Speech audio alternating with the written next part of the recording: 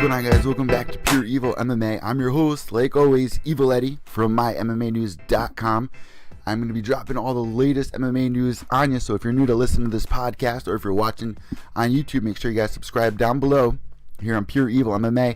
And if you're watching the video cast and you want to hear the podcast or vice versa, you can always check out either link at MyMMAnews.com. That's MyMMAnews.com.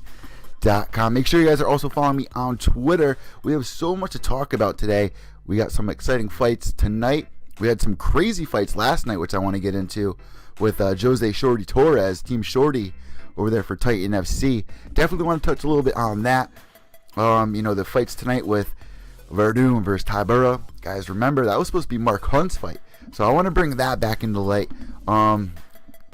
Werdum is making headlines two different ways this Werdum had a fight a couple weeks ago on the pay-per-view card. He was supposed to be fighting Derek Lewis, and that fight fell through.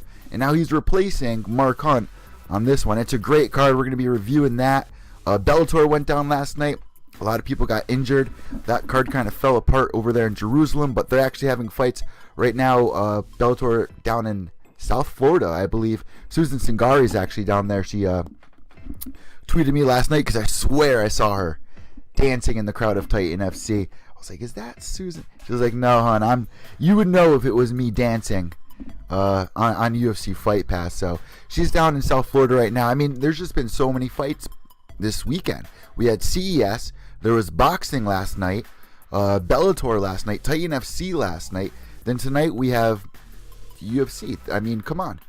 Where it's like overload of fights. And you know what? One thing that really stands out about tonight's card is that it is down in Australia. Why does that stand out? Well, because we got Bec Rawlings on this card. Bec Rawlings definitely needs a win, and she's going to be fighting Jessie Jess, our girl Jessie Jess. I mean, and shout out to our boys down at Submission Radio. I think that's one of the biggest deals down there right now for them. Shout out to our boys down there for Submission Radio podcast. Always a blast listening to their show. But guys, Werdum got a little scuffle. I know Colby Covington's been pissing a lot of people off. Let me pull the I don't even think I have the picture for you guys. Jesus. But earlier this week down in Sydney, I don't know what exactly Colby Covington was doing down in Sydney. If somebody knows, definitely, maybe he was probably doing some media obligations for the UFC, I'm guessing. But, he was down there. He's been talking a lot of trash about Brazil. Remember his last fight against Damian Maia. It seems like everyone who fights Damian Maia, the Brazilian fans just attack. And it really goes on them because they're kind of throwing wood onto the fire there with, kind of picking on them, flicking them off like Matt Brown flicked off the entire crowd of Brazil last year and got beat up on his walkout, and even the day after, one of his old training partners.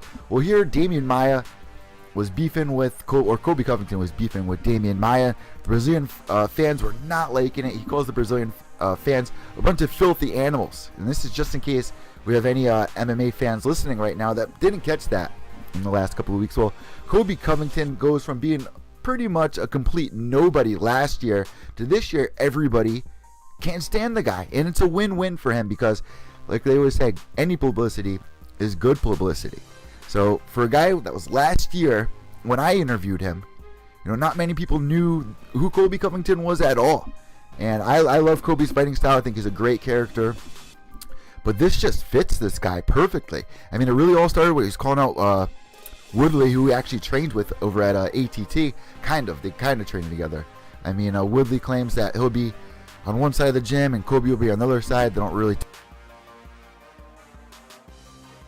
there. He starts calling Woodley out, saying that he's going to be able to take that belt, and he's coming for it. And he had a big test in front of him with Damian Maia, and he got past Damian Maia. So my mouth is zipped. After that, I have nothing else to say. I'm on the Colby Covington bandwagon here. But like I was saying, last year when I interviewed him, nobody had an idea who he was. And if you remember, one of the biggest games that came out in 2016 was UFC 2. For PlayStation and Xbox. Well, Colby told me that EA Sports, they put all the little, computer pieces on him, like all those little dots to check out his movements and his fight speed, his kicks and stuff like that. And they didn't even make his character for the video game. So here we are a year later.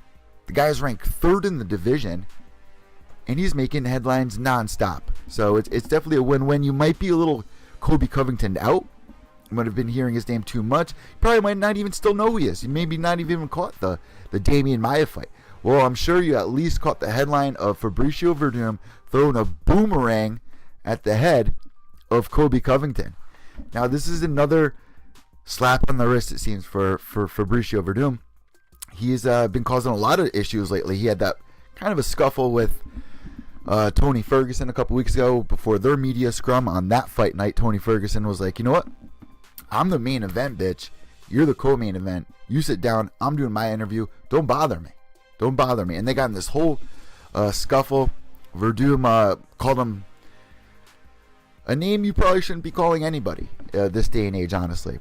And at least here in America. I don't know about down in Brazil if it's, the same kind of hold your tongue with those kind of words. But around here, it's more acceptable this day and age. You don't say stuff like that.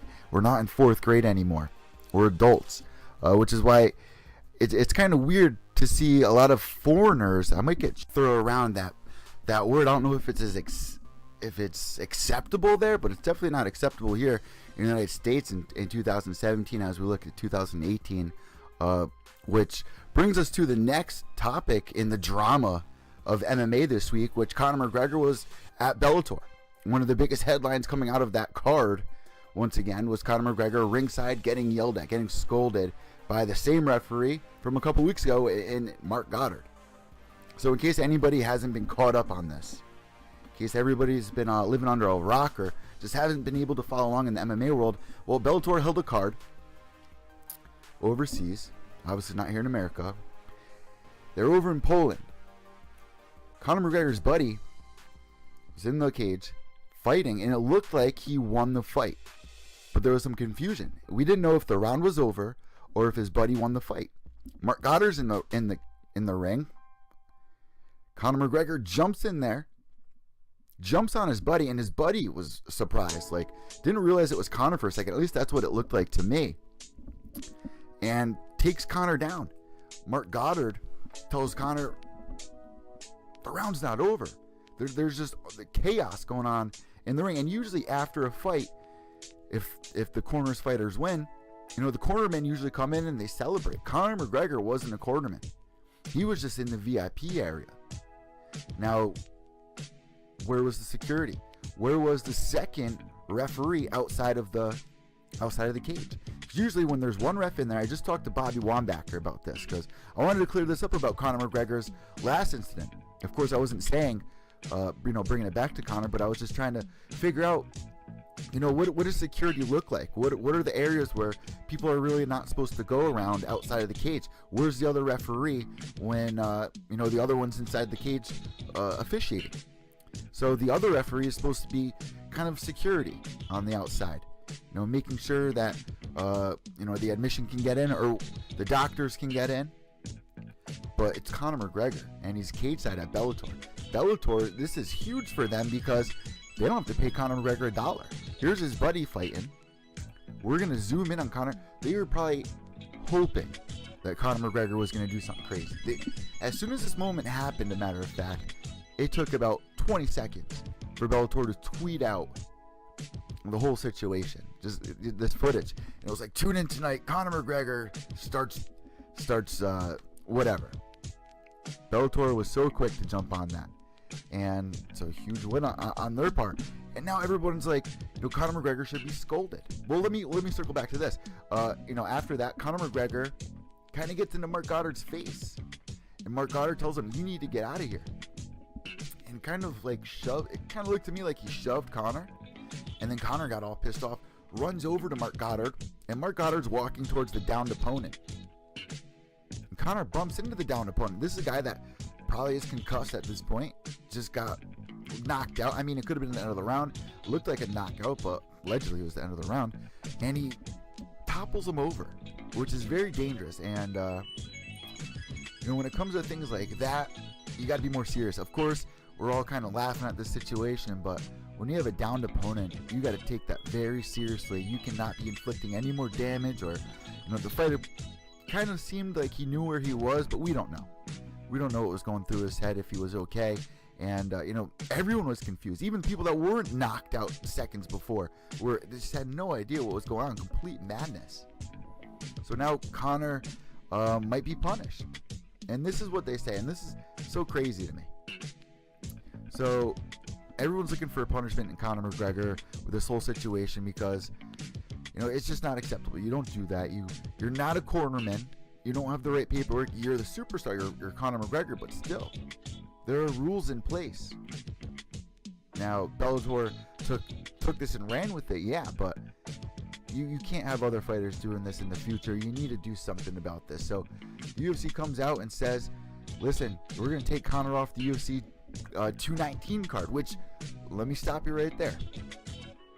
We had no idea Conor was supposed to be on UFC 219. There were no indication. There were rumors, obviously. A lot of people were tweeting out weeks ago that Conor McGregor versus Nate Diaz, UFC 219, December 30th, which is just, a shot in the dark.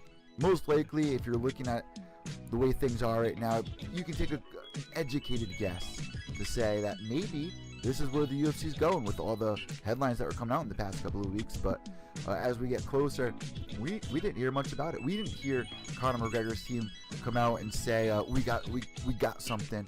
You don't see Conor McGregor getting ready for a fight. It looks like he's been drinking his ass off and traveling a lot. He just had this kid. He just made $100 million, not in the octagon, but in boxing. Give this guy a little break. I wasn't pushing for Conor McGregor to return, but here's the UFC coming out saying we pulled Conor off the UFC 219 card, and it seemed like when they came out with that, people were pleased. All right, something's gonna be done about this. Well, and this is the part that really confuses me. Conor McGregor's team comes out and says, we didn't even have a fight for UFC 219. Whoa. Hold on, why are you saying that? You were about to get away with something. They were about to give you a slap on the wrist, even if you didn't have the fight. It was just a gimme. It was just like, you are ratting yourself out here. You are throwing yourself completely under the bus. Oh, so you didn't have a fight for UFC 219? Well, then we need something officially done about this, where whether a fine or something. And I'm sure there's going to be people out there that are completely pissed that Conor McGregor is pretty much getting away with this. And not that it's the biggest of big deals, but the fact that he knocked down somebody that was concussed, the fact that he had no right to really be in the cage, jumping over and starting issues with the referee. And I forgot this. I left this part out, which is very important. After Mark Goddard kicked Conor McGregor out of the ring, out of the cage, Conor McGregor proceeded to try to jump back inside, and slaps a commissioner. Another red flag. So something has to be done with it. They were this close to getting away with it, and for some odd reason, they threw themselves under the bus. So I don't know what's going to be done about this moving forward, but I see a lot of people out there not happy with Conor McGregor. Kind of seems like people are getting fed up with Conor. And I guess while we're on the subject, I've been wanting to talk about this for a while after the Mayweather fight. It seems like, as big as that fight was, as a lot of people that don't necessarily watch fighting, like your barbers, your ice cream men, your neighbors, your little sister, your father, your mother, people who usually don't watch fights, they all knew what was going on for Conor McGregor Mayweather. They all wanted to know who was going to win. They wanted to know as much as they could about these two guys. It was huge for our sport. I got to go on iHeartRadio. It was huge. But afterwards, I couldn't help but feel like some wind was taken out of Conor McGregor's sails. My points being, number one, Conor McGregor did look really good at the beginning of that fight. But moving forward, we saw another kink in the works of Conor McGregor's cardio. Conor McGregor got really exhausted in there. And this might be a reason, going back all the way to the Max Holloway fight, where he sprained his ACL. So now Conor McGregor's not doing much cardio exercises, which with running. Conor McGregor doesn't even run at all. He bikes, but he doesn't run. This is a big issue in cardio. Number two, that was a huge fight. He's stepping out of the sandbox, trying to fight in boxing, trying to move up weight classes, but now you have a loss. I mean, it doesn't really matter that you're stepping out. Now you just lost the fight. So now you have more people, maybe not as excited for you to step back in the cage. And let me tell you right now, and I said this on iHeartRadio, for the people out there that want to see Conor McGregor get back into the boxing ring, hold your horses. If you want to see Conor McGregor at his best, if you want to know what all this hype is about, why everyone is freaking out about Conor McGregor, you weren't going to see it in the boxing ring on his first boxing fight. You want to see this guy in the octagon using every weapon that he has. But the cardio thing is huge if he's going to be staying up at this weight class. Conor McGregor usually fights at 145 pounds. We saw him fight Nate at 170 pounds, and then the second fight with Nate Diaz at 100, and the lightweight. At the lightweight. Now he's a lightweight champion, Conor McGregor. He has to defend the title. I don't believe that UFC 219 was a booked fight for Conor, just based on what I'm seeing here in a sweatsuit, rocking a hoodie. It doesn't seem like he's training much. Seems like he's going around with his teammates, checking out their fights, and just enjoying life. This, like I said, guy just made $100 million fighting Floyd Mayweather. Now, are people going to be as excited for this fight if it's not Nate Diaz? That's the second part of this, because they said that it was on UFC 219, but they didn't say it was against Nate Diaz. I'm sorry, they said it was against Tony Ferguson, not Nate Diaz. So are people going to be as excited to see Conor McGregor versus Tony Ferguson? I mean, that Diaz fight is there no matter what. That fight is going to happen unless something awful happens with one of these guys where they get injured and can't fight any longer. But that fight is going to happen no matter what, somewhere down the road. That fight is definitely promised. So it does seem like the UFC, when they came out to say this, seems like they are moving in the direction of the Tony Ferguson fight. So let me know what you guys think about this. I've been wondering about this all week. Are you guys as excited to see Conor McGregor return, especially with the loss, with the cardio, all these factors that are falling into place with Conor McGregor? You're trying to not really seeing him as this unstoppable character. And like I said, you can take that with a grain of salt, because he is stepping out of his comfort zone. He's stepping out of the sandbox. He's walking out of his playground. He's trying new things. He's moving up weight divisions. He's trying new sports out against the best in the world. So you can take that loss with a grain of salt, but at the same time, it is a loss. So let me know what you guys think about this. Do you think that this punishment is legit, the whole UFC 219 thing, or is it just complete bullshit? Let me know what you think on Twitter at evil_echo. That's EVIL_ECCO. One more thing for the news before I move on to tonight's card. Big fight announcement that just came out. Holly Holm. Here, let me get to it. Holly Holm versus Chris Cyborg. That is the fight that was booked this week for UFC 219. An actual fight that was announced for UFC 219. So, before we even discuss how big of a deal this really is, let's explain why it's a big deal. It's a big deal because UFC 219 was supposed to have huge players on the card like Dominic Cruz versus Jimmy Rivera. Now, for those of you out there that aren't familiar with Dominic Cruz or Jimmy Rivera, Dominic Cruz is the former champion in the bantamweight division. He was the champion before TJ Dillashaw, before Renan Barão was the interim, whatever. Jimmy Rivera, undefeated. He's on like a 30-fight win streak right now. Fighting over here on the East Coast, Tiger Schulman's. Retired Uriah Faber, pretty much. Fought Uriah Faber, beat him. Then had one of the best fights of the year against Thomas Almeida.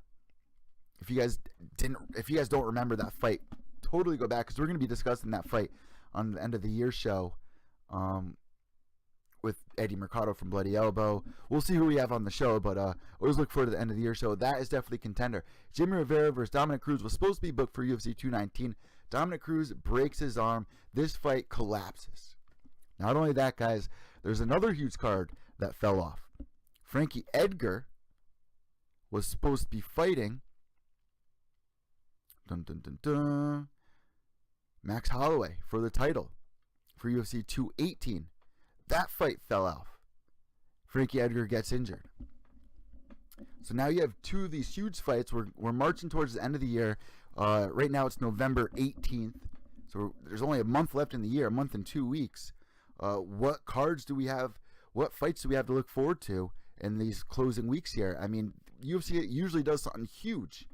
Remember last year, December 30th, they announced Ronda Rousey was returning to fight Amanda Nunes. This was huge news. Remember, she's back. That's all you saw all over the internet. Ronda Rousey returning.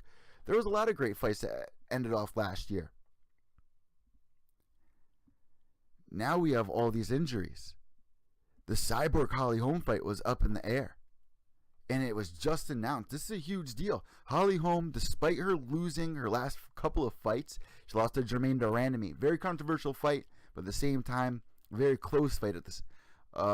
Chris Cyborg coming into the UFC, fighting competition like Tanya Evinger, Lena Landsberg, but no real top elite athlete, in my opinion, at least at 145 pounds. These are girls that fight at bantamweight or at lower weight classes. Holly Holm is a legit 145-pound girl. She's a legit featherweight in my eyes. She's a big girl. Cyborg's a big girl. Tanya Evinger, not that big of a girl. Lena Landsberg, not that big of a girl. Holly Holm, even though she lost her last couple fights, if she gets this win over Chris Cyborg, she's going to be going down in the history books. I mean, she already is with that huge win over Ronda Rousey. That was the biggest upset, in my opinion. Top 3 upsets, I think that lands number 1 or 2 of all time. Of course, you have GSP versus Matt Serra, but Ronda Rousey get knocked out the way that she did with the momentum that she had behind her leading into this fight. If Holly Holm beats Chris Cyborg in amazing fashion, it's just going to be legendary. This is a fight you do not want to miss. This has all the ingredients to be one of the best fights of the year. There's everything that we need, that we look forward to. Both these girls' styles. Holly Holm, one of the best female boxers of our time. Her kickboxing is on point. Cyborg is just a monster. Trained, just run through people. Ending careers like Gina Carano. And no one's been able to stop her. Except Zarina Barge, which was in Muay Thai. Which, once again, take that with a grain of salt. That was a girl stepping outside of her comfort zone, outside of the sandbox, outside of the playground to try something new. And, her dice didn't land on her numbers. But here we are, Holly Holm versus Chris Cyborg. This is a big deal, and hopefully nothing happens. My fingers are crossed, because what we usually see towards the end of the year here in our sport, and a lot of sports, at least here in the East Coast, you see a lot of fighters get injured when the weather gets a little colder, in my opinion. I don't know if there's actual charts on that. I would like to see from like Top Score MMA or something like that on Twitter, if they have a chart like that. When do the most injuries occur in our sport? I'd say towards the end of the year, like now. You're seeing a lot of injuries come out. I just mentioned 2 huge ones to you guys. I mean, my fingers are crossed, because not another card can be injured. And we were so lucky, and I said this before UFC 217, for that card, 3 title fights, nothing wrong. Not one fighter screws up and gets taken off. I mean, I think there was one fighter, but it was way lower on the card. Wasn't really the biggest deal. UFC 217 ends up being one of the best cards of all time. Definitely of the year. But we had no injuries, so we were lucky. The MMA gods strike us here at the end of the year. You gotta kind of wonder, So, what do you guys got for this? Holly Holm versus Chris Cyborg going down UFC 219. Is the injury bug coming? Is it coming? Let's hope not. All right, let me know on Twitter, evil_echo. That's EVIL_ECCO. Reminding you guys, all this stuff you can find on mymmanews.com. All the Pure Evil MMA content for the podcast, for articles, interviews, the video cast, Evil Intoxicate I do with Ted. You're going to find all of that content on mymmanews.com, plus all the latest headlines that circle our sport. And it's so simple, mymmanews.com. All right, guys, so before we get into tonight's card for UFC down in Australia, I got a special guest joining us from Season 10 of The Ultimate Fighter, the first pick on that season of Ultimate Fighter. Team Rashad versus Team Rampage. We got James McSweeney joining us. Let's get him on the line.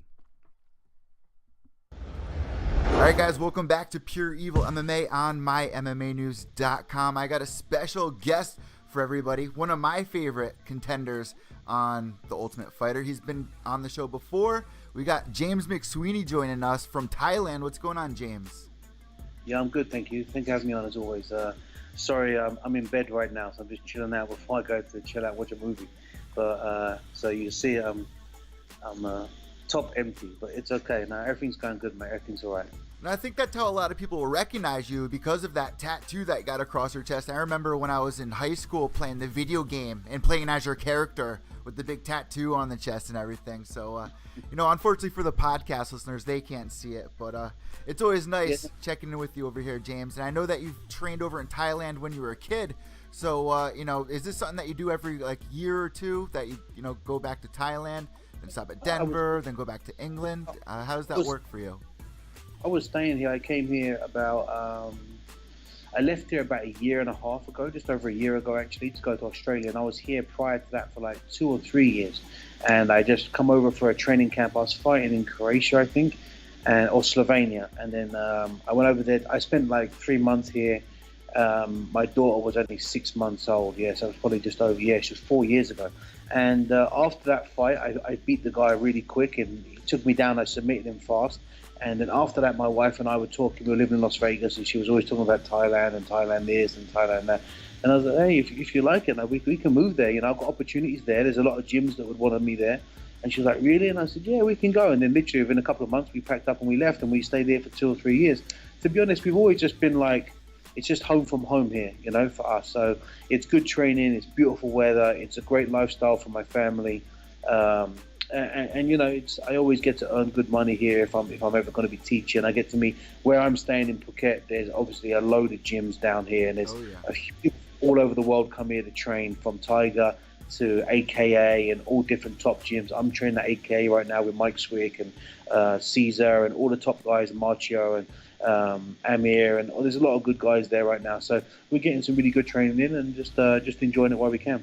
Well, Thailand's no stranger to you. I mean, you kind of grew up there as well. You left school. You left high school to go train over there. What was that like, back then, going, that far away from home?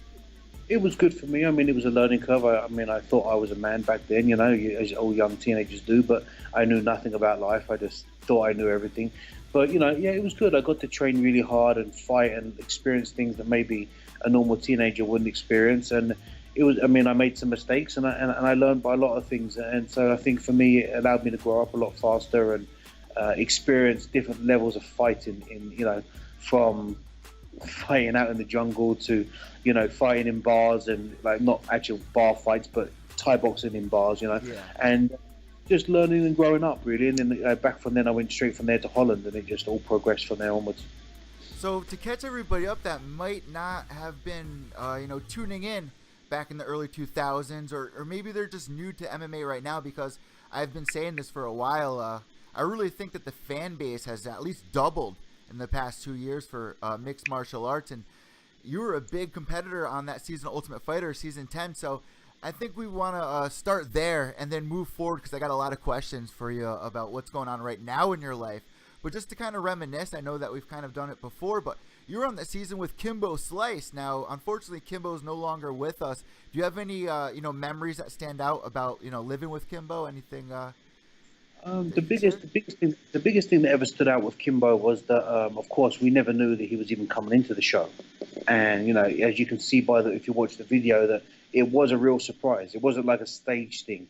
We just looked around, all of a sudden we realized there's one missing. There's like 15 of us, there's odd numbers. And then all of a sudden, they set him up, and Kimbo kicked him through the door and stuff like this. He put a huge, big target on his back, I can tell you. Everybody in the room was like, we're going to kill this guy. Oh, my God, we've seen this guy.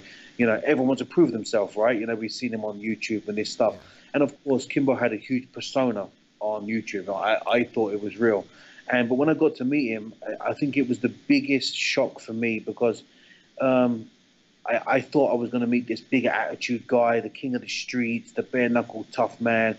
And he was, of course, he was all of those things. But he didn't have that persona in real life. He was a good actor. He knew how to turn it on for TV and sell himself and promote himself. But as it happens, he was a really humble guy. He would engage in intelligent conversation. He was very smart. He was very knowledgeable about a lot of things. I think he had 6 children. He was a good father. I mean, he was pretty much just to the point. Like, listen, guys, I'm just trying to do what I can do to make money for my family. Like, I was running security for a porn company, and we had security at clubs and bars, and one people would get out of hand, and we would say, okay, we would fight, and we would film it and bet on it, and we put it on YouTube, and it just kicked off. He said, like, but he would be very inquisitive. He'd ask a lot of questions about Thai boxing, kicking. I remember showing him leg kicks on one stage and knees and stuff like that. And then he would ask Roy Nelson. They shared a room about jiu-jitsu, and he was very, very into learning. He was really, a really good guy, and he was a great cook. He was great on the barbecue, and he was just a really humble, easygoing guy. And I mean, you could not help but, like, I'm quite stubborn sometimes. I was like, I wanted to hate him. Do you know what I mean? Like, I really wanted to hate him. And at one point, it looked like we were going to fight. And I really had to, like, Matt McSweeney didn't want to fight me. He was saying he was sick and was trying to pull out of the fight. And they were going to give it to Kimbo. And I remember walking into Kimbo, I said, look, it's me and you, right? So at that stage, we were friends. And I said, it's not personal, it's business, but I'm going to fuck you up. But, and he just laughed and said, let's have fun, So he was a good guy. And it's a terrible loss, not only just for the MMA community, but for his family. And, people will always say, oh, it's a huge loss for MMA community. To be honest, MMA community don't care. They don't know people as persons. It's about his family. His children are going to, his son is an MMA fighter now. His kids have got to walk through their steps, and his wife and the mother of his kids. That's the real tragedy. And his own mother and father. I wish them nothing. But he's taken in his prime. He was 40 years old. No one should be going that early. Yeah, when he came on in that season of Ultimate Fighter, you can tell how eager he was to learn from Rampage and you guys. And I remember you guys all sitting around talking about who's gonna possibly fight this guy. I remember Roy was like, I think this would be a good matchup for me. But I'm sure he was equally as scared of you, James, because you were the first pick on that season of Ultimate Fighter for Team Rashad. Which do you still talk to Rashad? No, me and Rashad haven't spoke for years. Actually, we were close friends at one stage, and we had just as time goes on, you spread differences, spread apart, and his life was going one direction and my life was going another. And time and progression makes us, go on. And then, I hope he's doing well. And I've always kept an eye out and watched his fights and kept what he's doing. He's had a rough time professionally, I think, and I wish him nothing but the best. Well, some of our listeners or viewers might not know that you actually helped Rashad get ready for the Forrest Griffin fight, and then, of course, you're on that season where he was your coach, and you did some jumping around with camps. You were training with Brennan Schaub for a little while. Do you still keep in touch with Big Brown?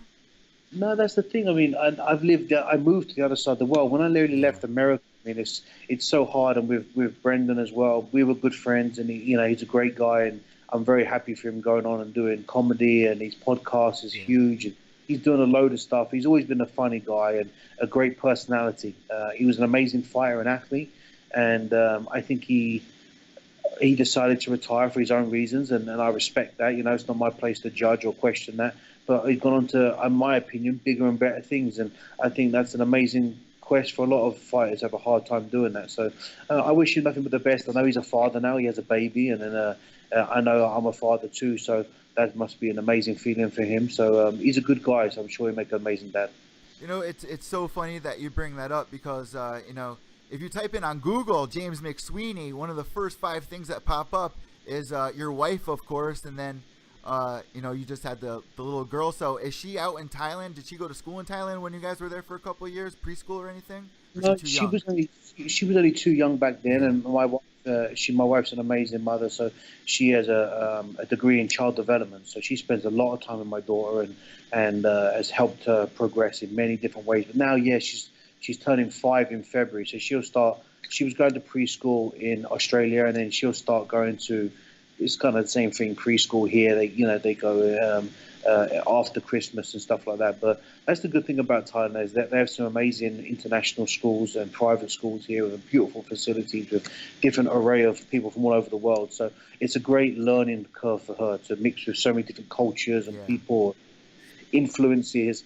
And I think And being in Thailand, of course, it's a third world country, so it can be difficult in some respects, but in other respects, I mean, there's not internet everywhere. There's not like as a teenager, it can almost be. It can go back like 20 years when Facebook wasn't important, and Instagram wasn't taking over the world, and they go back to just playing and being children again. So I really love that about this part of the world, especially for my daughter, that she can appreciate the natural things in life, beaches, animals, and good food. So do you ever think that you would, be comfortable with her watching one of your fights down the road, or even looking back and watching some of your fights? Do you know what? When she was young, she came to all my fights. Oh wow! Took her everywhere with me, because I was always, when I first met my wife, I was always about, I'll keep this distance, and the female's the enemy, the weaker the fight. You can't have her near. They ruin the concentration. Yeah, they make you. yeah. But to be honest, as my life got more serious and I got older, and I found myself, them not being there was more of a distraction for me, because my mind would wonder, I wonder what they're doing, I wonder where they are, I wonder if they're okay. I couldn't sleep at night, I'm worrying about them. So then I would bring them out to my fights. When I fought for ONE FC, they come to all my fights, to Philippines, Dubai, they come to all of them. They've been to Croatia with me. All over the world, they've been with me to fight. And when my daughter was young, she didn't really understand what was going on, so I didn't really mind her being there too much. But the last fight I had in Australia, I didn't let her go. And just this fight I would have had in Dublin, she was in Dublin, but she wasn't not going to be at the fight. Now, like the other day is the first time she just walked. This is really crazy, because I was just, I've never really had the conversation with my daughter before. I always wanted to know where money comes from and what I do for a job, because I'm around so much. Yeah. But I did, and all of a sudden the other day she come running in the house and she said, we got a couple of cats, and one cat was being a bit bossy to the other cat, and she said, "Oh, daddy, the certain cat he's a tough guy. He's not taking nothing. He's a tough guy. He's like you." That's and great. I said, "Oh, what do you mean I'm a tough guy?" She's only 4, and she said, "Yeah, you're a tough guy." I said, "What makes me tough?" And she said, "Because you fight for a living." And I said, "Oh," and then I stopped and I picked her up, and I never heard her say that before. And I said, "Do you know why Daddy fights? Do you know?" And she goes, "Yes, so I can have a nice house and I can have nice toys." And I said, "Yeah, and also so you don't ever have to fight, like I want you to have the best things." I said, "Fighting's my job. It's not what we do. We don't fight." And she said, "I know, Daddy, I love you." And she gave me a cuddle. So it's the first time she ever explained to me what I did. Do you know what I mean? So she understands, but that's the best way for me. I thought I've sent the best message to her. I don't want her to glorify what I do or think that it's okay to hit people, but yet, I need her to know what I do for a living as well, right? So there's a fine line. And I'm sure you were like waiting for that moment. Like you probably knew that moment was gonna happen at some point, where you kind of have to like explain it a little more to her, because, like you said, she's in school, or she's gonna be going to school. She's gonna have to face some, bullying and stuff like that. And now with Facebook and everything around, I think it's really important for fighters to, educate. Because, like for me, if my father was a fighter and I was in high school, I'd probably think I was, a big tough guy myself. But unfortunately, that wasn't the case. So I think it's really important, and you guys probably expect that to happen at some point. I expect it to happen eventually, and I expect to have to talk to her and explain it. Or my wife is really good at just like, she explains things so much better than me. I mean, I hate to say it, but she's very good at that kind of stuff. But so I think she's probably fed her that information and how to deliver it properly. I just didn't know when it was going to come or how it was going to come, but she delivered it perfectly. So she understands it. We let it go. We moved on. And like, if you come into my house, you would know what I did for a living. There's no photos of me fighting. There's no trophies. There's no belts up. We don't have nothing like that. So I don't try to glorify my home to think like it's a fighter's shrine. Do you know what I mean? So she wouldn't know what I did for a living if you come to my house. I mean, what do you do with all of the, the little trinkets that you've gathered along the way? You at least have like a little room dedicated to your fight career? No, I don't. To be honest, my mum keeps a lot of my stuff, and I keep a lot of stuff in storage. To be honest, like over the years, when you're young, I think I did have I had the office, and I had the room all done when I was in my early 20s and stuff like that. And you like to polish your own ego when you walk in the room and look at all your trophies and pictures. When you get older, you're kind of like, I've got to you just got to collect more dust, right? You got to dust this crap and keep it clean. And I'm done with that. I don't watch myself no more. I'm a bit grown up. I spend my time watching cartoons and and spending time with my family. So I don't get time for that shit.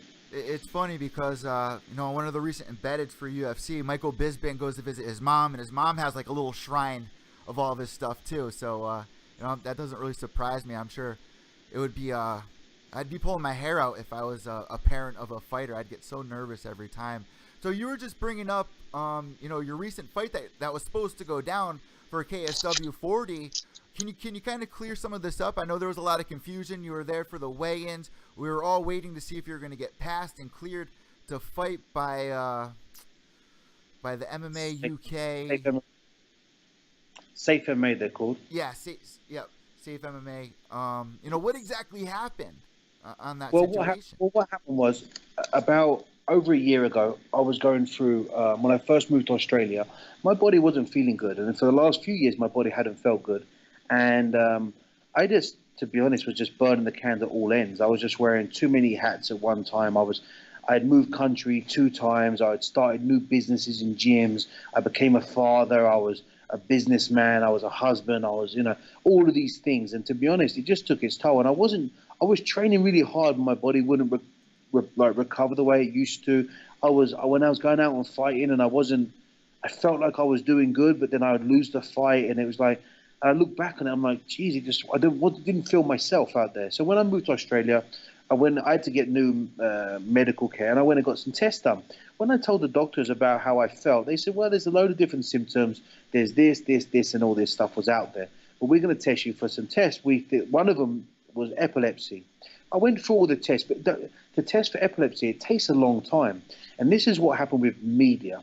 I was being very open and honest about my symptoms and what the doctor would say after each doctor's meeting, And I did one interview, and it said, the doctor said, oh, I think you may have epilepsy. I'm going to send you some tests. So when I did an interview, they said, oh, how's you? I said, oh, God, they think I have epilepsy, with this and that. 3-4 months later, after a load of tests, I was passed. I never had epilepsy. These neurologists sent me for MRIs, EEGs, and all these tests, and I passed. So, long story short, I still didn't feel good. So, first time ever, I thought, right, I'm gonna retire. I'm gonna stop this. I can't keep going out and to me, it's like dishonoring the sport. Like if I can't give it 100, I don't want to do it. You were telling me that last time you were on the show. Yeah, and I'm not going to go out there and perform and be beat by, in my opinion, guys that I shouldn't be getting beat by. And that's not disrespecting them. That's my opinion. Long story short, after 6 months, I was dying to fight already. I was like itching to fight. The bugs come back. But I thought, no, you know what? I'm going to give it the respect it deserves. This is just a normal feeling. I'm going to put my mind somewhere else. 9 months has gone by, and I'm like, I'm gagging to fight. Like, I need to fight. I feel good. I started training. I trained nonstop anyway, but I started giving myself almost like a mini training camp. So I went out there and I trained hard twice a day and put 6 weeks of work in. My body was feeling fantastic. I wasn't aching as much. I was sleeping better. Everything was good. I was gaining weight. Everything was feeling perfect. So then I contacted KSW. They had a show come up in Dublin, in Ireland. And my family are all Irish. And I said, listen, I'm good. I'm healthy. I want to fight. Can you put me on the Dublin card? And they said, well, are you sure you're healthy? And I said, yeah, I'm positive. I've already gone and done a load of eye tests because my eye was the problem of why I stopped fighting. My eye was this problem. I went and got an eye test done. And after all these drops I had to take, my eye come back. It was great. But the doctors never knew 12 months ago whether that would happen or not. But over the 12 months, the progression was it was getting better. So I went and did the dilation test, and I passed. And so I said, no, I passed all the tests. I'm good. He said, okay, I'm going to contact Safe MMA. They're not the sanctioning body, but they're kind of like trying to be in Ireland. But they keep an eye over the health of fighters. So he contacted them and said to them, what does this guy need to be able to fight? He's had some past health issues. What does he need? They said he needs to pass an MRI, Hep B, Hep C, HIV, physical, and eyes with dilation. Perfect. They sent me the paperwork, all the tests.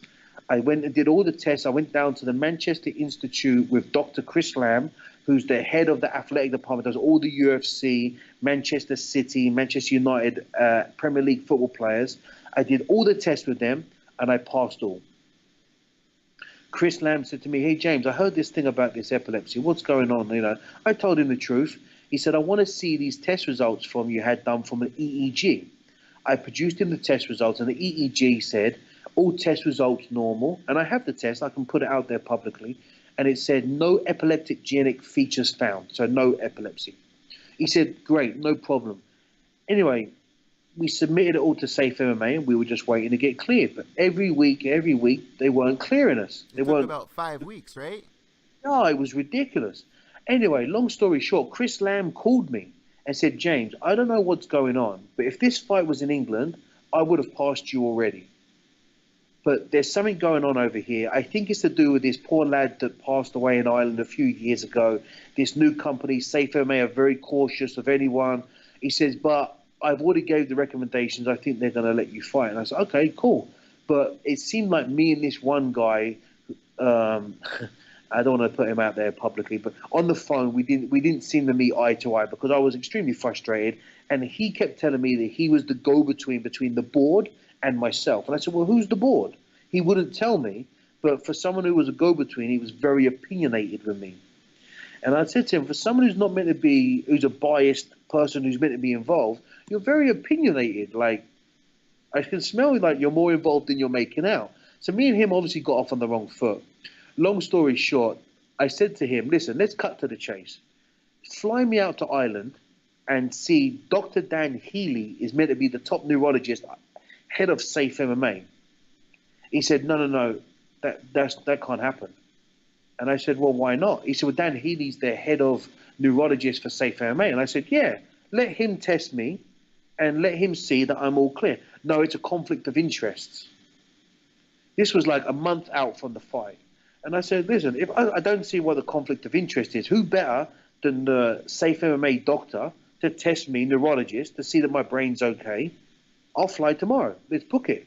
And he said, no. I said, "Okay, then send me to a doctor of his choice, who he recommends, who he trusts their knowledge." And he said, "No." And I was like, this is ridiculous. So this went on. I said, "Don't leave it till the last minute and then suggest this now. We've got a month to go." They put me through 3 or 4 weeks of torture, like every day, email back, "Am I fine? Am I not? KSW are putting his out." Rough. I said to them, "Let me tell you something. It's not fighters with medical injuries that get hurt. It's fighters that get their concentration fucked with in their training camp that get hurt. The guy I'm fighting, my opponent, is having a full training camp right now with no issues. With all due respect, it was Maris Pujanovsky, who got kicked out of his sport for steroid abuse and cocaine. He's getting no test whatsoever. I've never failed a test in over 20 years of competition, and you're up my ass. Like, I don't get this." Well, a week out from the fight, guess what happened? They fly me to Ireland early to go and see 2 neurologists. I go to see the 2 neurologists. They're meant to be independent neurologists. I go to see these guys. They were part of Blue Code. Blue Code is the doctor company that's cage side. They work in conjunction with Safe MMA. They sent me to their 2 neurologists. I was meant to go there and be an independent body. So I go in there as This is independent. 2 weeks before, James? I'm sorry, I don't mean to interrupt. No, this is 5 days before the 5 fight. days. Okay. So they left it to the end. Which a month ago I said, "Don't leave it to the end and do this last minute." No, we wouldn't do that. So they did it, right? Because a month ago I suggested this, and they left it till the 5 days before the fight. They flew me out 2 days early. I go and see these doctors. They said, "Okay, do all these one doctor does an hour's worth of tests. He does all my eyes and my ears and follow my nose, follow my hand." He leaves the office. The other doctor comes in, another hour, exactly the same test. He leaves the office, leaves me sitting in the office now for an hour on my own. They both walk back in together and say, "Mr. McSweeney, we're happy to tell you, you do not have epilepsy. We don't believe there's anything wrong with you. We're more than happy to write a letter to give you the forward to pass you the fight." I said, "Great, perfect. Please put it in a letter." He said, "Do you want to take the letter now?" I said, No.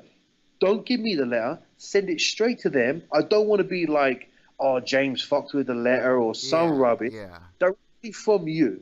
So I go to the hotel feeling 100%. I call everybody. The fight's on. It's all good. I take a nap. 2 hours later, I wake up to an email from the doctor. Mr. McSweeney, I saw an interview you did 14 months ago saying that you possibly could have had epilepsy and these symptoms. And I said, yeah. But they So did what? the tests. They did the test And saying that you don't have it. Exactly. And I said, yeah, so what? He said, well, that changes everything. I said, this is social media. I did an interview on Skype on social media, and at that time, I was going through a whole procedures of tests for 4 or 5 months in Australia, and at the end of it, I was cleared. You tested me today, and I was cleared, right? So then they said, well, we have to put, not that you can't fight and not that you can fight. We just say that we don't know. And I was like, hang on a minute. You told me in your office, both of you, that it was all testings were cleared. What does social media? I could go onto social media right now and say, I just run over 5 people. Does that mean I run over 5 people? You're a trained neurologist. You're a doctor. Like, you did the tests. Like, this is crazy. Yeah, so this doesn't sound right. Long story short, and that's exactly what I said. I can smell a rat here. And my tuition of it is, and I can't prove this just yet, but if it's going to be proven, it will be proven soon. I believe Safe MMA are trying to do really good out there by professional fighters and maintain their health. I believe they made a judgment over me with my prior history, but they didn't want to be perceived as wrong. Now, it wasn't about who was wrong or right. I was just appreciative that they were trying to take care of my well-being. But once I proved I passed all medical tests, that should have been the end of it. Well, they went one step too far. What they did was we went to the weigh-ins. On the way to the weigh-ins, they told me I was fighting. We had a meeting with the 3 Arena. I met with the GM. And all 3 of you guys were up there at the weigh-ins. It was still... Yeah, but this was before that. This was before that, right? They told me they brought in... oh, that's terrible. I forget his name. The other guy, Jay Silva.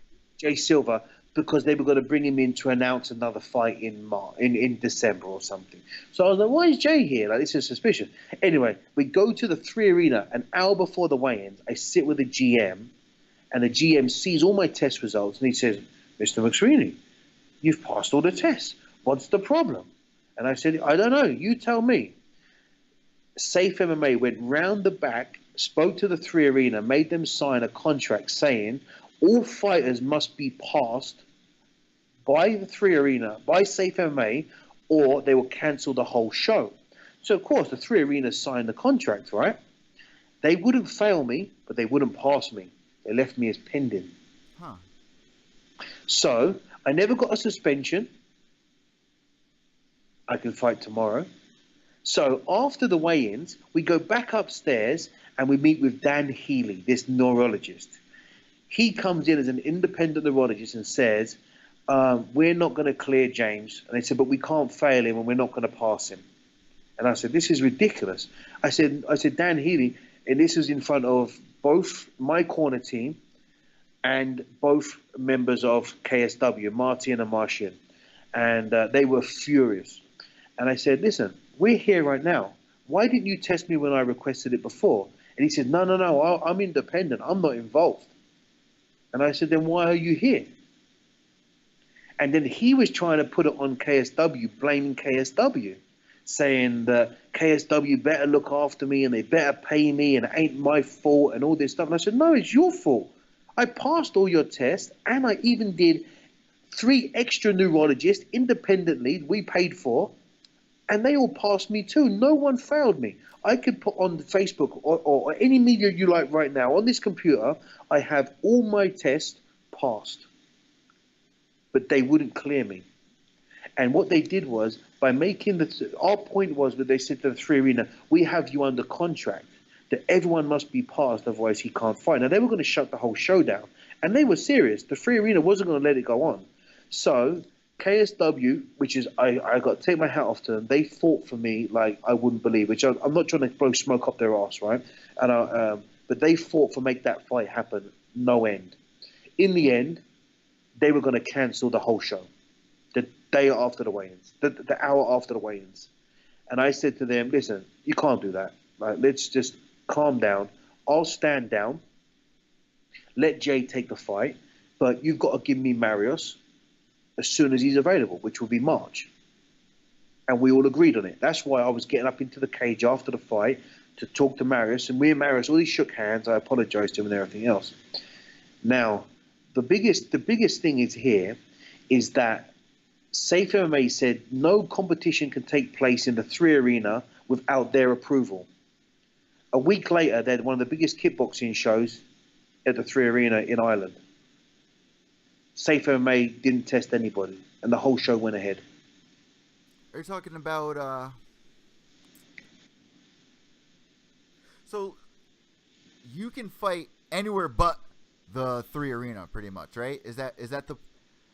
I could fight anywhere in the world because I passed the weight test. But Safe MMA, I mean, Safe MMA is not even recognized in England. Like no one gives a shit. They got kicked out of box. They were trying to maintain boxing, and boxing just fucked them off and said, "Don't fucking interfere with us. There's too much money in here." The guy from the International Mixed Martial Arts Federation was in the meeting with us, and he said to Dan Healy, "Why are you even here? Why are you involved? This is a professional sport. The Irish government told us and you to just be involved in amateurs and kids. We shouldn't even be monitoring the professionals. We were told by the Irish government to leave them alone. But we was hired by KSW to test him." He said, "Yeah, but obviously there's an issue here, and he's obviously passed his medicals. Why don't you just fucking leave him alone or pass the guy? Like, what's the problem?" But they were adamant they weren't going to do it. I believe they don't want KSW in Ireland, if it's my opinion. I can't prove that. KSW, haven't done many testing before, and it's kind of out there. Everyone kind of knows that, you know what I mean? But, I mean, they're a great professional show. No one gets injured. They do really well. I don't believe Ireland wants them there, or Safe MMA wants them there. I believe there's a personal issue between KSW and Safe MMA, and I think because I was the Irish main event, they used me as a pawn to try to shut down the show. Is this the same arena where Bellator just happened? Well, no. The young kid passed away. Is it the same arena from Conor McGregor's corner? I don't know if it's the same arena, but I do know that's when Safe MMA made up. I mean, Dan Healy is this neurologist who was trying to get MMA banned for like 3 years. Across the world, he was trying to ban it. Wow. And now Safe MMA hired this guy to be their doctor. I mean, do you know what I mean? And he keeps talking about, but they would just keep talking about like, oh, someone contacted us, our source said this, and we had a source there. Well, who's your source? We can't disclose that. They wouldn't disclose. It was all just right. It was all just rubbish. It was all just sort of social media. And I said, but you're going back in your status of Safe MMA. It says everything has to be in a 12 months relevance. If it's outside of 12 months, it's not relevant. You can't produce any test outside of 12 months. When I passed and I did all the relevant testing within the 12 months, they went back to over 12 months ago from a social media post that I did when at the time a doctor thought I could possibly have epilepsy, which 4 months later, after 4 months of testing, found out I didn't. So then it's okay for you to go outside of 12 months, but what really counts is what they say today, right? I could have had cancer 2 years ago, now had chemotherapy and I'm clear, I could fight today. It's irrelevant what I could have had a year ago. I could have broke my leg. Before. We've seen fighters who have had cancer and returned to fight in the cage. I could have broke my leg a year ago. At the time, I couldn't fight, right? But I can fight now. It's irrelevant. And even the doctor's letter from Australia said, Mr. McSweeney had certain symptoms and blah, blah. My definition is they could be micro seizures or such and such. But I did not recommend him retire from fighting. It's a shame that it took him so long to the last second. Here you are getting ready for the fight, going through training, cutting weight, and going through all that. Did you at least get your show money? With all due respect, it was done on purpose. It was done on purpose. Safe MMA, in my opinion, left it to the last day on purpose. They either did it to either fuck with me or to fuck with KSW. On purpose. Yeah, that's just a complete headache on both ends, on your end and KSW. And my opponent. It's not fair on him either because he has an opponent change last minute. I mean, yeah. I'm not the Marius by no means. I'll be the first to say it. But no, I've had that happen to me, and it sucks. So you know, I that's why, and all the fans would come there. I mean, I have a big Irish background. All the fans come to see our main event, and it wasn't KSW that ripped the fans off. It was Safe MMA. And you know what? Safe MMA can do what they want and say, I can't fight in Ireland. Oh, the fuck it, I won't fight in Ireland. I don't give a shit. I'll fight anywhere else in the world. Doesn't make a difference to me. I'll go back to Ireland and I'll produce all my tests and I'll make it public. I haven't gone public because I just think it's unprofessional. You know what I mean? Like, I'm going to show I'll show my tests to anybody if I need them.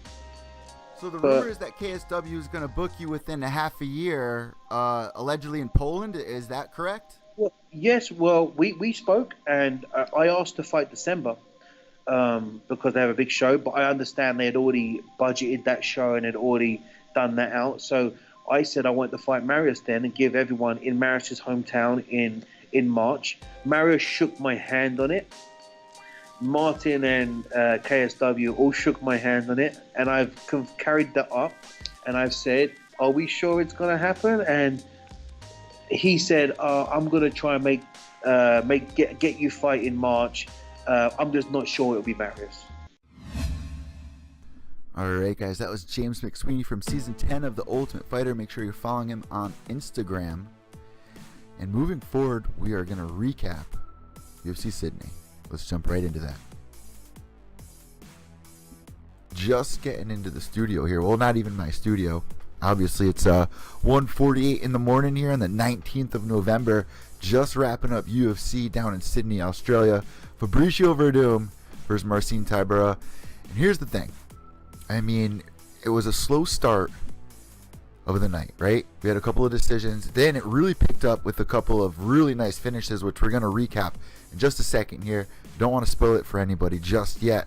But then as the fights went on, after the Elias Theodoro fight, which was a pretty decent fight, it kind of just started going down to more decisions. Not really down, but ends up being more decisions. And unfortunately, the way that people look at cards nowadays is if your main event isn't a finish or some amazing war like John Bones Jones versus Alexander Gustafsson, then people aren't really talking about it or really think or label it as a 5-star night, so to say. So with that being said, we're going to be rating this card at the end of the show. I just want you to keep that in mind because there were some amazing finishes, which we could bring up later in the year. Could possibly end up one of the top finishes of the year. Big thing about that, though, is when people aren't familiar with the fighters' names that are getting the finishes, they don't give them as much credit as a guy with a bigger marquee name. Like if Fabricio Werdum, for say, went out there tonight and had a finish like who had a good finish tonight? The guy from Australia that had that jumping knee TKO against Coulter, Tybura. Totally butchering that name right now, I know that.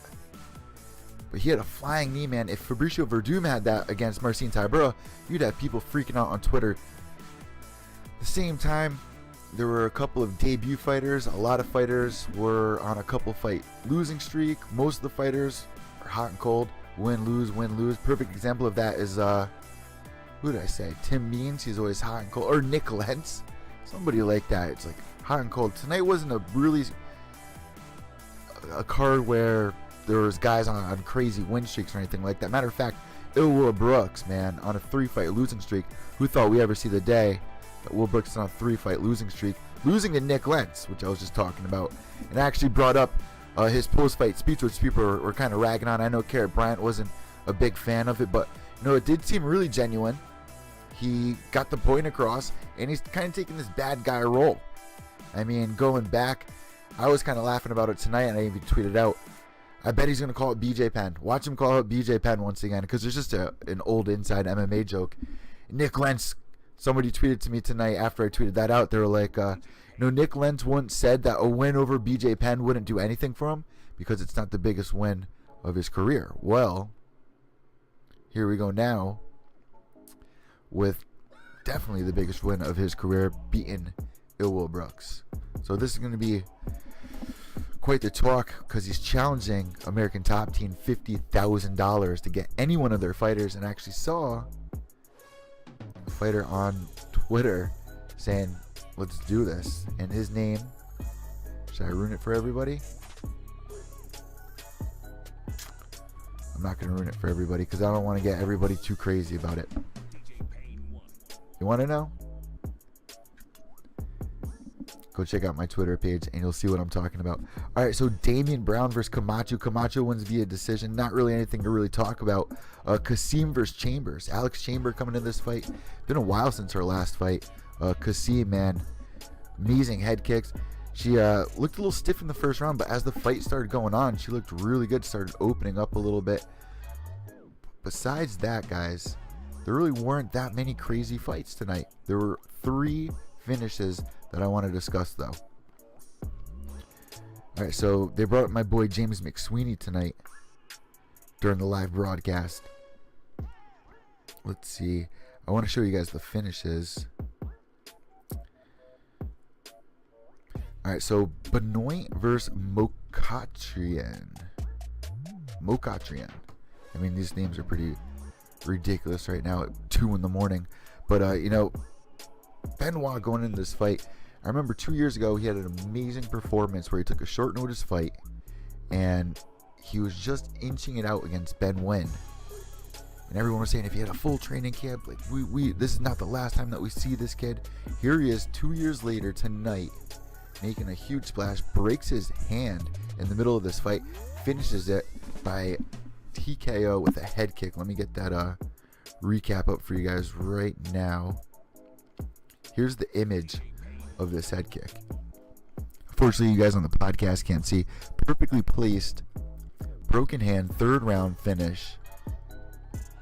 Absolutely amazing. Eric Shelton gets the win tonight. Let's see what else we got on tonight's card. I mean, not really much sticking out besides these 3 finishes, like I just said. Elias Theodorou against Dan Kelly. I mean, we can talk about that for a second. Not a finish, but Elias Theodorou had this amazing slap kick, and I swear he landed at least 30 of them, just back to back, slapping Dan Kelly all around the octagon tonight. And Dan Kelly's an older guy, and if he won tonight, man, it would have been huge for him because he's just been taking out some big names lately. I mean, beating Rashad Evans, I know you guys can all say it's not the same Rashad that we had a couple years ago, but Dan Kelly and Elias were on the same season of Ultimate Fighter. Elias obviously won that entire season, but Dan Kelly, man, didn't look that bad tonight and caught Elias a couple of times, but the endless head kicks, just whipping him. But every time Dan Kelly got a clinch, he was doing pretty good. And then put a couple of judo trips on him and was really pushing the pace. I mean, I'll give that to him. He was definitely pushing forward the entire time that they were in there, really not giving Elias a break at all. But Elias, like I said in the pre-show, has really good cardio, so really wasn't surprised there. I was expecting Elias to get the win here. So moving forward for him, I wonder what you guys suggest here. I mean,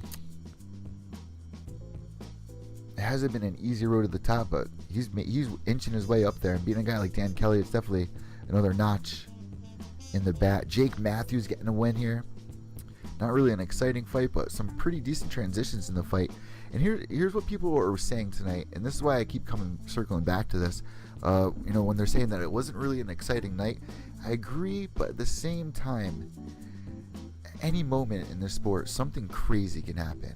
How many times have we been sitting there, the 3rd round, it might not be the most exciting fight, but then all of a sudden we see a head kick finish, or we see an amazing submission. I mean, at any moment, I'm always at the edge of my seat in this sport. This is why I always say this is the best live sport there is. I grew up playing baseball, football, played football in high school, played baseball my entire life, played soccer. My little brother did wrestling. Always circling around sports. This is the most exciting sport. I've never been at the edge of my seat for 4 or 5 hours nonstop. Every time it's like the Super Bowl. Every time it's like the World Series. And the fun thing is when you get to learn who these fighters are that are fighting on the prelims, or when you're watching these guys come up like Bilal Muhammad coming up from Titan FC. Jose Shorty Torres just had an amazing performance last night on UFC Fight Pass. Watching these guys come up, they're training with champions like TJ Dillashaw, Cub Swanson. It's magic. So when people say these fights weren't exciting, Well, if you were following the entire journey, like Jesse just tonight, I mean, I should have brought Jesse just up a little earlier in this recap show. Jesse just coming in there and fighting somebody like Beck Rawlings and getting the decision win over her. Beck Rawlings is an amazing boxer. She goes back to that season Ultimate Fighter. I'm sure you guys all remember her buddying up with Angela Magana. Jessie Jess just going through so much in her life. I mean, if you want to check out her story, go check out an interview that she's done on a podcast. I'm trying to get Jessie Jess on the show as soon as I can. And I even had people tweeting me tonight, and I hope Jessie Jess doesn't see it. I was spelling Jessie Jess's name wrong. And I've known Jessie Jess for a while now, and I was spelling it Jessie instead of Jessey. People freak out. That's like, in a way, I feel like it's so silly, because that's like somebody tweeting me and saying, "Hey Eddie," spelling Eddie, and I'd be like, "No, bro, it's capital E, capital D, capital D, capital Y. Get it right." Like, come on, it's Eddie. I know my name. I'm not gonna freak out if you say Ed with one D or two. It just doesn't matter. It's Jessie Jess. I mean, she might freak out about it, but it's just funny how people are always responding to that. And I'm not throwing any shade on the person that did. I actually like the person a lot that tweeted me. I think it's really funny. I even tweeted him. I was like, I got to be careful. I might get killed over that. So a mutual laugh there. We all know how serious the MMA community is when it comes to the grammar Nazis out there. But big win for Jessie Jess tonight, man. Beating Beck Rawlings. What's next for Beck, though? I mean, just a really rough skid for Beck. Not really at the top of her game right now. Beating somebody like, losing to somebody like Jessie Jess on her debut. I mean, let's go to Beck Rawlings' page and let's look back at. So after tonight, it makes her 7-7. That's her official record right now, unfortunately. She's on a 3-fight losing streak. She lost to Paige Van Zandt, and circling back to that fight, guys, highlight reel knockout from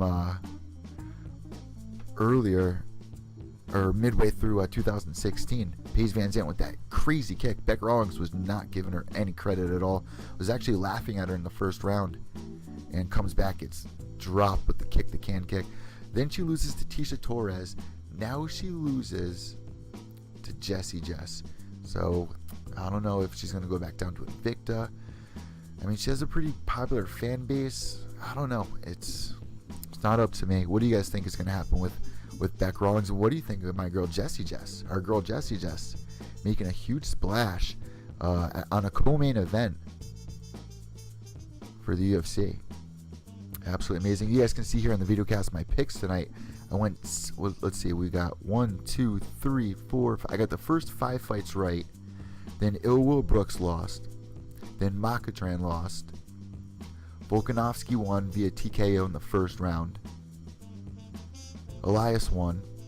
So 1, 2, 3, 4, 5, 6, 7, 8, 9. I went 9 for 9, 10. I went 9 for 12. That's pretty decent. You know what? I was supposed to bet on DraftKings tonight, and I missed it. I was like 5 minutes before the first fight.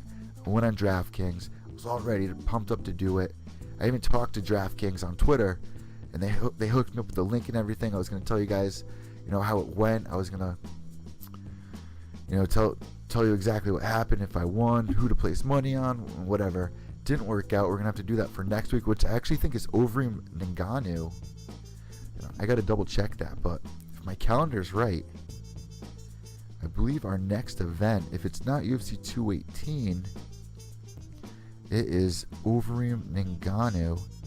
Let's check that. I'll let you know about that in just a second here. All right, let's see. No, our next event is November 25th, which is next week, and it's going to be Bisping versus Kelvin Gastelum. And this is so crazy. Michael Bisping already fighting again. 2 weeks later. I mean, what's up with everybody fighting every 2 weeks? Werdum fighting 2 weeks in a row. I mean, that fight I think was about 3 weeks ago now, but still. 2 paydays in a month, man. What's up with this?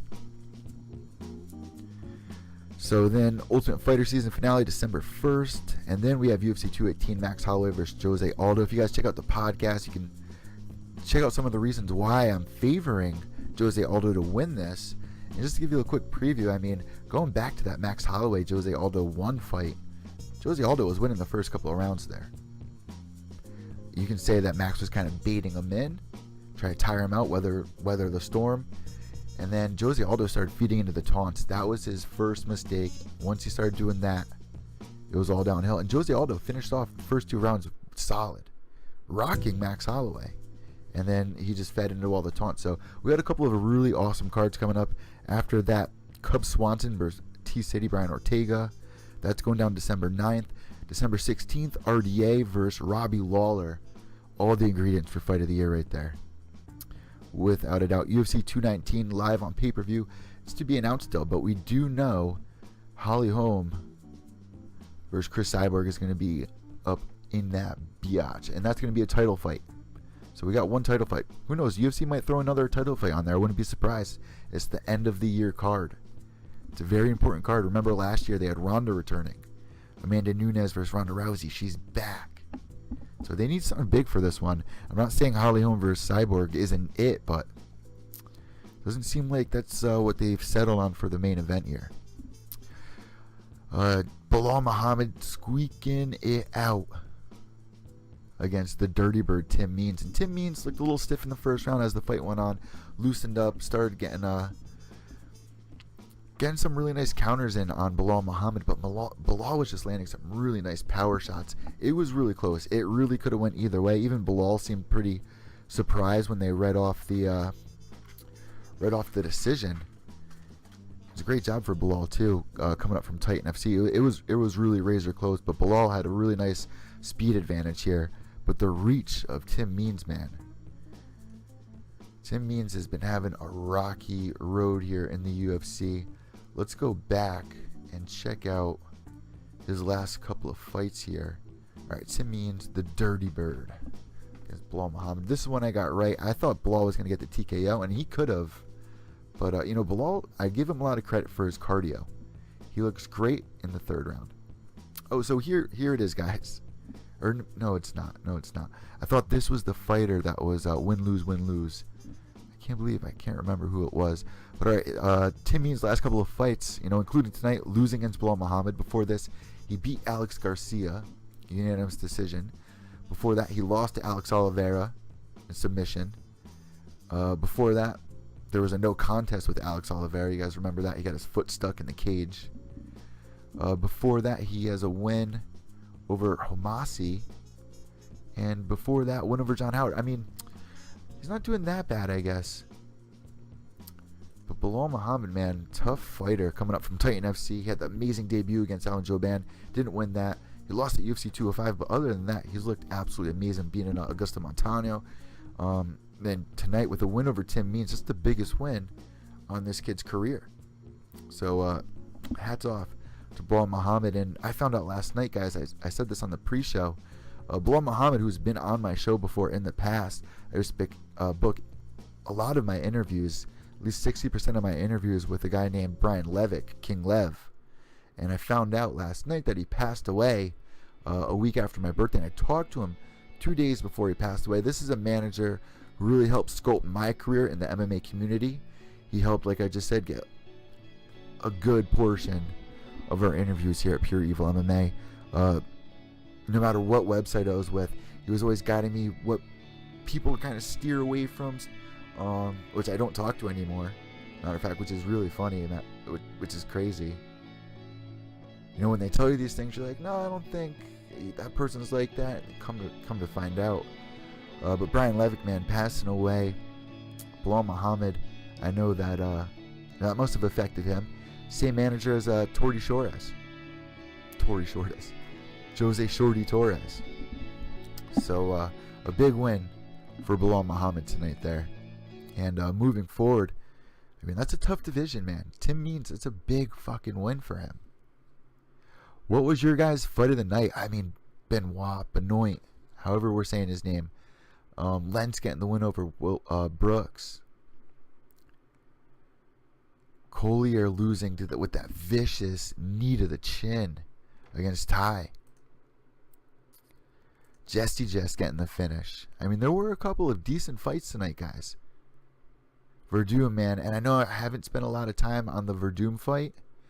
And it's a shame because, like I said at the beginning of this recap, if the fighters in the main event don't get a finish, you will rarely see media or fans run with the card saying, "What a night! I can't believe this. Great night of fights." Whatever the hoopla is on a good fight night, whatever you're seeing on a good fight night, you're not seeing. Even if a lot of the fights with the fighters who aren't that well known have amazing finishes. We had 3 back-to-back finishes. If the main event, the co-main event, go to decision, it's like throwing it up in the air. So I got to ask you guys, what do you rate tonight's card? I'm giving it out of 5 stars. I think it was a solid 3. You got to keep in mind, it was a free card. We got to watch this for free on FS1. The beginning, of course, we had to watch on Fight Pass. Loving Fight Pass, by the way. Absolutely loving Fight Pass. Just renewed my subscription. Brushing up on a lot of old fights from way back in the early 2000s era. BJ Penn versus Jens Pulver. That happened right here in CT. I remember my buddies telling me about it. And I wasn't able to go to that show, unfortunately. I was into MMA at the time, but I mean, I wasn't looking to see when they were coming around town. And they were lucky enough to go see that fight. Maybe not the most exciting of BJ Penn's fights, but that ended up being a really good next season to the Ultimate Fighter of those two getting that rematch. So a lot of little stars coming out of that show.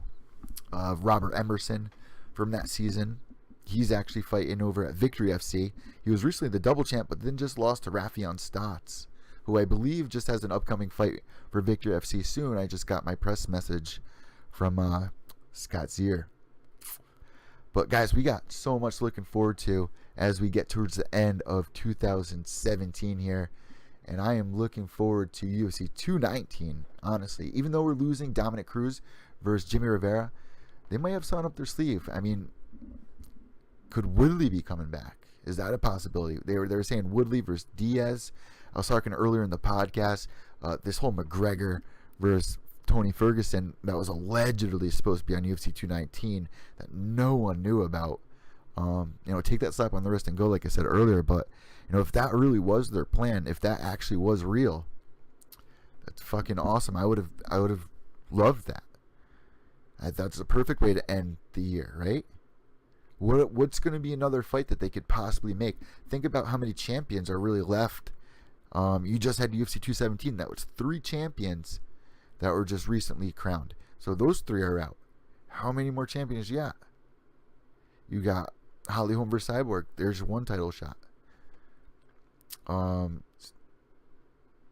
Stipe's got to wait for Overeem Ngannou. I don't know exactly what her plan is. I think she was supposed to have that fight with Rocky, and that fell through. So, what is going to be the fight that they announced for UFC 219? Do you guys have any idea? I'm looking forward to UFC 218 as well. Jose Aldo versus Max Holloway 2. I cannot wait to break that fight down. I have a lot to talk about. A lot of people are counting Jose Aldo out. His career has kind of been tarnished by this whole McGregor thing, which is such bullshit. I mean, Jose Aldo, man, ever since I was, in high school, this guy was just a killer. Beating Cub Swanson in, 9 seconds with that flying knee? Jose Aldo, man. I mean, the people give him such a bad rap after that Conor McGregor fight. And it's such a shame. I was so nervous for that McGregor fight. I really did not think Conor was going to get past Jose Aldo, especially like that. And, even after that fight, Jose looked pretty good against Frankie Edgar, who was supposed to fight Max Holloway. Jose Aldo just beat Frankie Edgar at UFC 200. Not that was that recent. It was a little over a year ago now, but Jose Aldo looked great at the beginning of the Max Holloway versus Aldo fight. I cannot wait to break this down. You guys got to check it out here at Pure Evil MMA on mymmanews.com. Let me know what you guys thought about tonight's card before I get ahead of myself. On Twitter at evil_echo. That's EVIL_ECCO. Hope you guys had a great fight night. Congratulations to Iceman. You have won the UFC Pick'em. Before I go, I can't believe I forgot this. Congratulations to our fantasy winner for Pure Evil MMA, Iceman, once again. And I've never seen anything like this. This guy nails it every freaking week. And for those of you guys that listen and aren't tight-knit with the Pure Evil MMA hashtag group, the Pure Evil MMA family, I will retweet Iceman's picks for his next couple events because you guys definitely need to check it out. If you want to make some money, totally suggest going to check Iceman's out. He's ranked one of the top in the world over at UFC.com for the fantasy leagues. He's part of Pure Evil MMA Fantasy League, so it's awesome going head-to-head with him every week. I think I placed 4th this week. Here, matter of fact, let me read off the top winners because I know you guys enjoy this part of it, and you guys do so much supporting the podcast. So let's read off our top list for tonight's UFC Fight Night: Sydney, Werdum versus Tybura. So number 1, Iceman.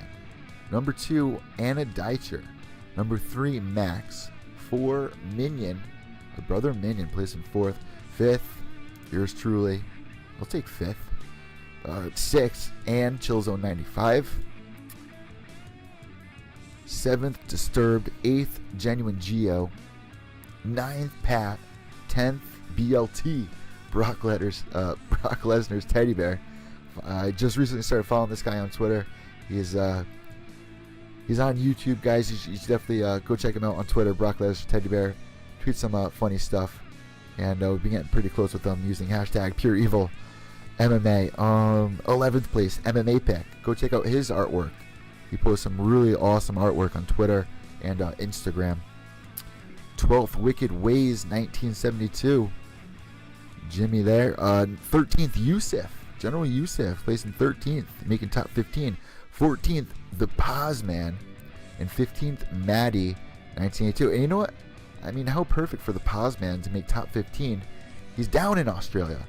And before I let you guys go, one of the craziest things that Paz has ever shown me is a picture of this little crazy spider. I mean, it was actually a pretty big spider. It looked a little smaller than my hand. And it had all these little glowing, like, diamonds on its back. He took a picture with flash. There was, like, all these diamonds on his back. And he was like, dude, I stepped on this thing. And all those little eyes, all those little things are actually eyes. Those are all babies on the back of the spider. And when I stepped on it, they all ran all over the place. And he took a picture, sent to me. One of the craziest things I've ever seen. And they got some crazy freaking insects down there in Australia. What a great night, guys. In my opinion, 3 out of 5 stars here at Pure Evil MMA. What do you guys think? Let me know on Twitter. Have a great night, guys. And finally, I can say this. Behave yourselves.